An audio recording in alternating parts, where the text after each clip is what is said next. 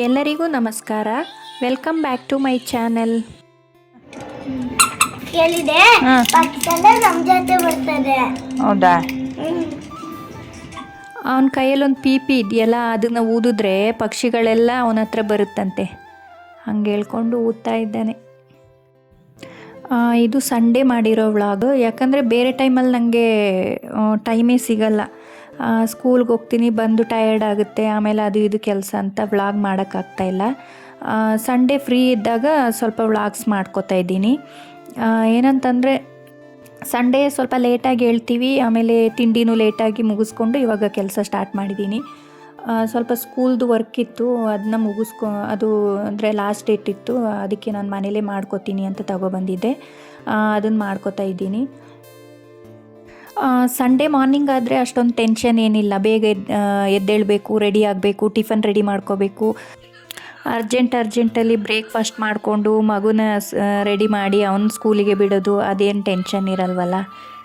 So ನಿಧಾನಕ್ಕೆ ಎದ್ದೇಳ್ತೀವಿ.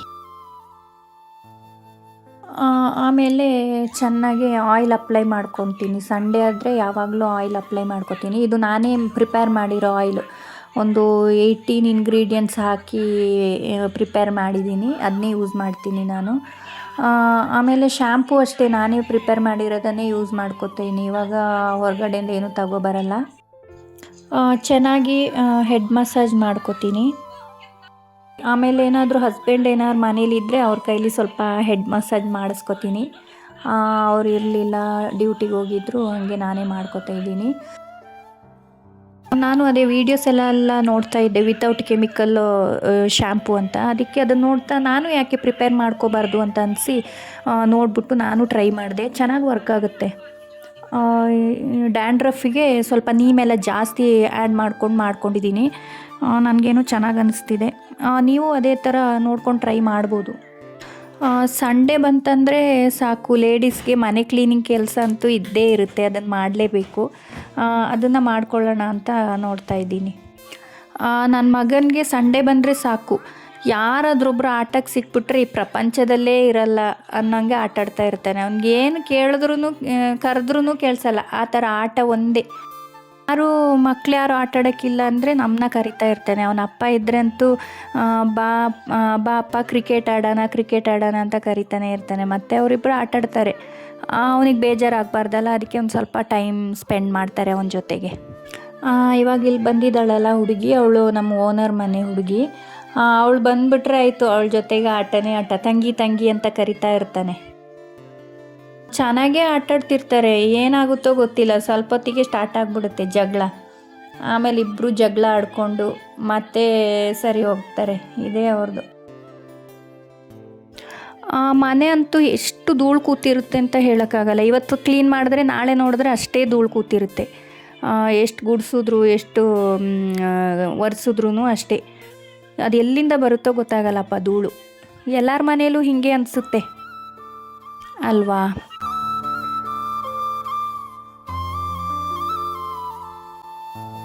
ಗುಡ್ಸೋದೇ ಒಂದು ದೊಡ್ಡ ಕೆಲಸ. ಯಾಕಂದರೆ ಈ ಚಕ್ಷಿದ್ದು ಇದಿರುತ್ತಲ್ಲ, ಟಾಯ್ಸ್ ಎಲ್ಲ ಅಲ್ಲಲ್ಲೇ ಬಿದ್ದಿರುತ್ತೆ, ಅದನ್ನ ಎತ್ತೋದೇ ಒಂದು ದೊಡ್ಡ ಕೆಲಸ. ಎಲ್ಲ ಒಂದು ಬ್ಯಾಗಲ್ಲಿ ತುಂಬಿಟ್ಟಿದ್ದೀನಿ. ಆದರೂ ಮತ್ತೆ ಗುಡಿಸ್ಬೇಕಾದ್ರೆ ಇದು ಸೋಫಾದ ಕೆಳಗಡೆ ಅಲ್ಲಿ ಇಲ್ಲಿ ಎಲ್ಲ ಸಿಗ್ತಾನೇ ಇರುತ್ತೆ. ಬಟ್ಟೆಗಳೆಲ್ಲ ವಾಶ್ಗೆ ಹಾಕಿದ್ದೆ, ಅದೂ ವಾಶ್ ಆಗಿತ್ತು, ಅದನ್ನೆಲ್ಲ ಹೊರಗಡೆ ಹಾಕೋತಾ ಇದ್ದೀನಿ. ಮೇಲ್ಗಡೆ ಬಟ್ಟೆ ಹಾಕೋಕ್ಕೆ ಪ್ಲೇಸ್ ಇದೆ, ಬಟ್ ಅಲ್ಲಿ ಎಲ್ಲ ಫುಲ್ ಎಲ್ಲರೂ ಹಾಕಿದ್ರು. ಸಂಡೇ ಅಲ್ವಾ, ವಾಶ್ ಮಾಡಿ ಎಲ್ಲರೂ ಹಾಕಿರ್ತಾರೆ, ಅದಕ್ಕೆ ನಾನು ಮನೆ ಹತ್ರನೇ ಹಾಕಿದೆ. ಆದರೂ ನಾನು ಮನೇಲಿ ಹಾಕೋ ಬಟ್ಟೆಗಳನ್ನ ಮಾತ್ರ ಅಲ್ಲಿ ಮೇಲ್ಗಡೆ ಹಾಕ್ತೀನಿ. ಯಾಕಂದರೆ ಈ ಬಿಸಿಲಿಗೆ ಕಲರ್ ಶೇಡ್ ಆಗುತ್ತೆ ಬಟ್ಟೆಗಳೆಲ್ಲ. ಹಾಗೆ ಇದು ಡ್ಯೂಟಿಗೆ ಹಾಕೋ ಬಟ್ಟೆಗಳನ್ನೆಲ್ಲ ಇಲ್ಲೇ ನೆರಳಲ್ಲೇ ಒಣಗಿಸ್ಕೊತೀನಿ, ಆಚೆ ಮೇಲೆ ಏನು ಹಾಕಲ್ಲ. ಆಮೇಲೆ ಇದು ಮ್ಯಾಟ್ಗಳನ್ನೆಲ್ಲ ವಾಶ್ಗೆ ಹಾಕಿದೆ. ಯಾಕಂದರೆ ಇವಾಗ ತುಂಬ ಬಿಸಿಲಿದೆಯಲ್ಲ, ಚೆನ್ನಾಗಿ ಒಣಗುತ್ತೆ ಅಂತ ವಾಶ್ಗೆ ಹಾಕಿದೆ. ಫಸ್ಟ್ ನಾನು ಚೆನ್ನಾಗಿ ಕೈಯಲ್ಲಿ ವಾಶ್ ಮಾಡ್ಕೋತೀನಿ, ಬ್ರಷ್ ಎಲ್ಲ ಹಾಕಿ ವಾಶ್ ಮಾಡಿ. ಆಮೇಲೆ ಸೆಕೆಂಡ್ ಟೈಮು ಇದಕ್ಕೆ ಮಿಷಿನ್ಗೆ ಹಾಕ್ಬಿಡ್ತೀನಿ. ಯಾಕಂದರೆ ಮನೆ ಒಳಗೆ ಯೂಸ್ ಮಾಡುತ್ತಿರೋ ಮ್ಯಾಟ್ ಅಲ್ವಾ, ಹೊರಗಡೆದಾದರೆ ಗಲೀಜು ಹಾಕಿದ್ರೆ ಮಿಷಿನ್ನಲ್ಲೆಲ್ಲ ಸೇರಿಕೊಳ್ಳುತ್ತೆ. ಇದರಲ್ಲಿ ಏನು ಅಷ್ಟಿರಲ್ಲ. ಫಸ್ಟ್ ಕೈಯಲ್ಲೇ ವಾಶ್ ಮಾಡ್ಕೊಂಡಿರ್ತೀನಲ್ವ, ಹಾಗೆ ಮಿಷಿನಲ್ಲಿ ಹಾಕ್ಬಿಡ್ತೀನಿ. ನಾನು ಟಿ ವಿ ನೋಡ್ತಿದ್ದೆ. ಆವಾಗ ಅಮ್ಮ ಬಂದು ಸೈಡೋಗು ಟಿ ವಿ ಕ್ಲೀನ್ ಮಾಡ್ತೀನಿ ಅಂತ ಅಂದ್ರಲ್ವಾ. ನನಗೆ ಇವ್ನು ಕೂತ್ಕೊಂಡು ವಾಯ್ಸ್ ಓವರ್ ಕೊಡೋಕ್ಕೂ ಬಿಡಲ್ಲ, ನಾನು ಮಾತಾಡ್ತೀನಿ ಅಂತ. ಅಯ್ಯೋ. ಆಮೇಲೆ ಟಿ ವಿ ಹತ್ರ ಎಲ್ಲ ಡಸ್ಟ್ ಎಲ್ಲ ಕ್ಲೀನ್ ಮಾಡಿಕೊಂಡೆ. ಅದು ಯಾವಾಗಲೂ ಮಾಡಿದ್ರೂ ಅಷ್ಟೇ ಡಸ್ಟ್ ಕೂತಿರುತ್ತೆ. ಮಿರರ್ ಎಲ್ಲ ಕೊಲೀನ್ ಹಾಕಿ ಚೆನ್ನಾಗಿ ಕ್ಲೀನ್ ಮಾಡಿಕೊಂಡೆ. ಹಾಗೆ ಮಧ್ಯಾಹ್ನಕ್ಕೆ ಅಡುಗೆನೂ ಆಗಬೇಕಲ್ವ, ಜೊತೆಗೆ ಇದು ಹಸ್ಬೆಂಡ್ ಫಿಶ್ ತಂದಿದ್ರು. ಅದನ್ನೆಲ್ಲ ಕ್ಲೀನ್ ಮಾಡಿಕೊಂಡು ನಾನೇ ಒಂದು ಫಿಶ್ ಮಸಾಲ ರೆಡಿ ಮಾಡ್ಕೊಂಡಿದ್ದೀನಿ. ಅದನ್ನು ಮಿಕ್ಸ್ ಮಾಡಿ ಫ್ರಿಜ್ಜಲ್ಲಿ ಎತ್ತಿಟ್ಕೊಂಡಿದ್ದೀನಿ. ಅದ್ರ ಜೊತೆಗೆ ರಸಮು ಮಾಡ್ಕೊತೀನಿ. ಫಿಶ್ ಫ್ರೈ ಮಸಾಲೆ ರೆಡಿ ಮಾಡೋದು ವಿಡಿಯೋ ಮಾಡ್ಕೊಂಡಿದ್ದೀನಿ, ಇದರಲ್ಲಿ ಲಾಸ್ಟಲ್ಲಿ ಹಾಕ್ತೀನಿ ನೋಡಿ. ಇಲ್ಲಿ ನೋಡಿ, ನಮ್ಮ ಡೋರ್ ಇದೆಯಲ್ಲ, ಇದರಲ್ಲಿ ಗಣಪತಿ ಇದೆ. ನಂಗೆ ತುಂಬ ಇಷ್ಟ ಗಣಪತಿ. ಅದರಲ್ಲಿ ತುಂಬ ಡಸ್ಟೆಲ್ಲ ಕೂತಿತ್ತು, ಅದನ್ನೆಲ್ಲ ಕ್ಲೀನ್ ಮಾಡ್ಕೊತಾ ಇದ್ದೆ. ಇಲ್ಲೆಲ್ಲ ನೋಡಿ ಇಲ್ಲಿ ತುಂಬ ಇತ್ತು ಇಷ್ಟಾಗಲ ಪಿಂಪಲ್. ಇಲ್ಲೆಲ್ಲ ಕಡಿಮೆ ಆಗಿದೆ.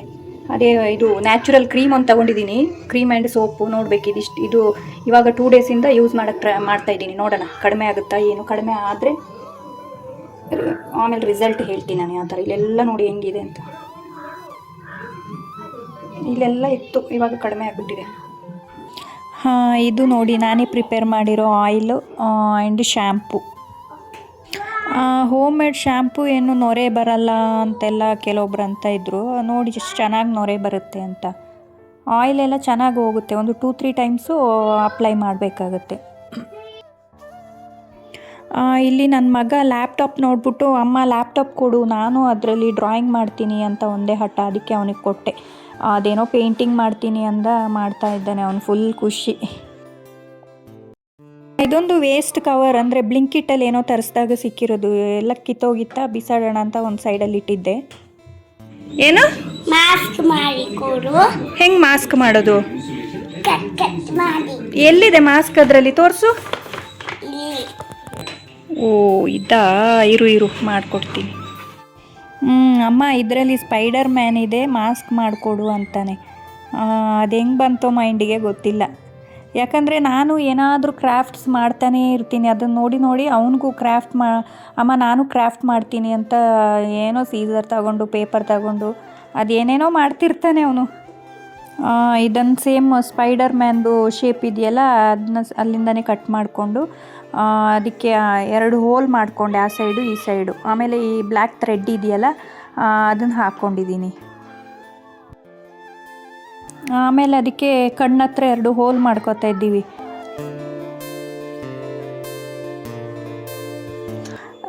ನೋಡಿ ಇವಾಗ ಕಣ್ಣತ್ರ 2 ಹೋಲ್ಸು ರೆಡಿ ಆಯಿತು.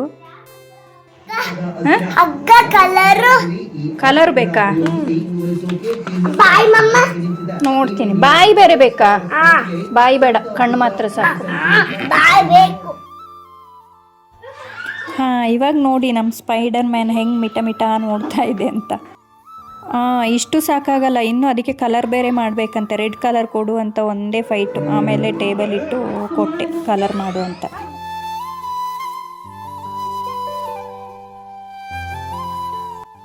ಇವಾಗ ನೋಡಿ ಮಾಸ್ಕ್ ಮ್ಯಾನ್ ರೆಡಿ.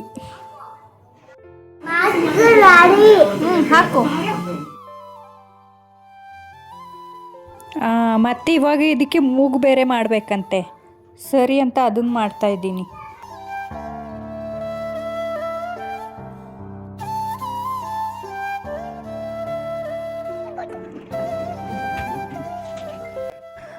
ನೆಕ್ಸ್ಟ್ ನಾವಿವಾಗ ಫಿಶ್ ಫ್ರೈ ಮಾಡೋದನ್ನ ನೋಡೋಣ. ಹಸ್ಬೆಂಡು ಫಿಶ್ ತಂದು ಅದನ್ನು ಕ್ಲೀನೆಲ್ಲ ಮಾಡಿ ಕಟ್ಟಿಂಗ್ ಮಾಡಿ ಇಟ್ಟಿದ್ದಾರೆ. ಮಸಾಲ ರೆಡಿ ಮಾಡ್ಕೊಳ್ಳೋಣ. ನಾನು ಒಂದು 10-15 ಬ್ಯಾಡಗಿ ಮೆಣಸು ತಗೊಂಡಿದ್ದೀನಿ. ಕಾಳು ಮೆಣಸು, ಶುಂಠಿ, ಬೆಳ್ಳುಳ್ಳಿ, ಅರಿಶಿನ ಹುಡಿ, ಜೀರಿಗೆ, ಕಲ್ಲುಪ್ಪು, ನಿಂಬೆ ಸೈಜಿನ ಹುಣಸೆ ಹಣ್ಣು. ಇಷ್ಟನ್ನು ಸ್ವಲ್ಪ ಬಿಸಿ ನೀರು ಹಾಕ್ಕೊಂಡು ಚೆನ್ನಾಗಿ ರುಬ್ಕೋಬೇಕು ನೈಸಾಗಿ. ನೋಡಿ ಹೀಗೆ. ನಾನಿವಾಗ 3 ಮೀನಿಗೆ ಎಷ್ಟು ಬೇಕು ಮಸಾಲೆ ಅದನ್ನು ತಗೊಂಡು ಫಿಶ್ಶಿಗೆಲ್ಲ ಅಪ್ಲೈ ಮಾಡಿ ಒಂದು 1 ಅವರ್ ಹಾಗೆ ಬಿಟ್ಟಿರ್ತೀನಿ.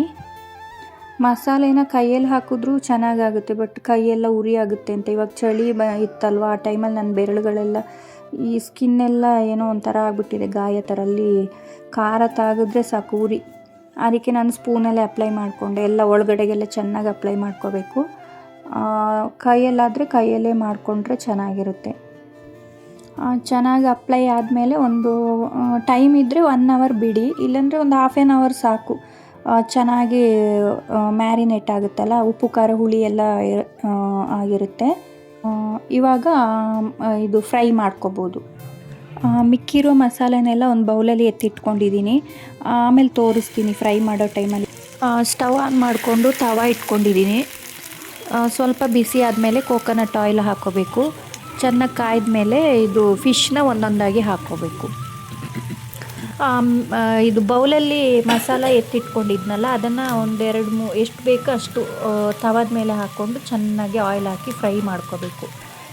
ಫ್ರೈ ಮಾಡೋ ಟೈಮಲ್ಲಿ ವಿಂಡೋಸು ಮತ್ತು ಡೋರ್ ಎಲ್ಲ ಓಪನ್ ಇಟ್ಕೋಬೇಕು, ಇಲ್ಲಾಂದರೆ ಘಾಟು ಕೆಂಬಂದ್ಬಿಡುತ್ತೆ. ಫ್ರೈ ಮಾಡಬೇಕಾದ್ರೆ ಮಸಾಲಾಗೆ ಸ್ವಲ್ಪ ಆಯಿಲ್ ಕಡಿಮೆ ಆಗಿತ್ತು, ಅದಕ್ಕೆ ಆಯಿಲ್ ಸೇರಿಸ್ಕೊತಿದ್ದೀನಿ. ಮಸಾಲ ಇದು ಆಯಿಲಲ್ಲಿ ಚೆನ್ನಾಗಿ ಫ್ರೈ ಆದರೆ ಟೇಸ್ಟಿಯಾಗಿ ಬರುತ್ತೆ. ಆಮೇಲೆ ಮಸಾಲೆ ಜೊತೆಗೆ ಕರಿಬೇವು ಇದ್ದರೆ ಅದನ್ನು ಹಾಕ್ಕೊಂಡ್ರೆ ಇನ್ನೂ ಚೆನ್ನಾಗಿರುತ್ತೆ. ಅದನ್ನು ಮಸಾಲೆ ಜೊತೆಗೆ ಚೆನ್ನಾಗಿ ಫ್ರೈ ಮಾಡ್ಕೊತಾ ಇದ್ದೀನಿ. ಇವಾಗ ಒಂದು ಸೈಡು ಚೆನ್ನಾಗಿ ಬೆಂದಿದೆ. ಆಮೇಲೆ ಇವಾಗ ತಿರುಗಿಸಿ ಹಾಕ್ಕೋತಾ ಇದ್ದೀನಿ. ಫಿಶ್ನೆಲ್ಲ ತಿರುಗಿಸಿ ಹಾಕ್ಕೊಂಡ್ಮೇಲೆ ಈ ಫ್ರೈ ಮಾಡಿರೋ ಮಸಾಲನೆಲ್ಲ ಫಿಶ್ದು ಮೇಲೆಗೆಲ್ಲ ಹಚ್ಕೋಬೇಕು. ನೋಡಿ ಇವಾಗ ಫಿಶ್ ಫ್ರೈ ರೆಡಿ. ನೀವು ಒಂದ್ಸಲ ಟ್ರೈ ಮಾಡಿ ನೋಡಿ, ಚೆನ್ನಾಗಿ ಬರುತ್ತೆ. ಆಮೇಲೆ ಇದಕ್ಕೆ ಲೆಮನ್ ಹಿಂಡ್ಕೊಂಡು ತಿಂದ್ರಂತೂ ಸಖತ್ತಾಗಿರುತ್ತೆ. Thank you for watching.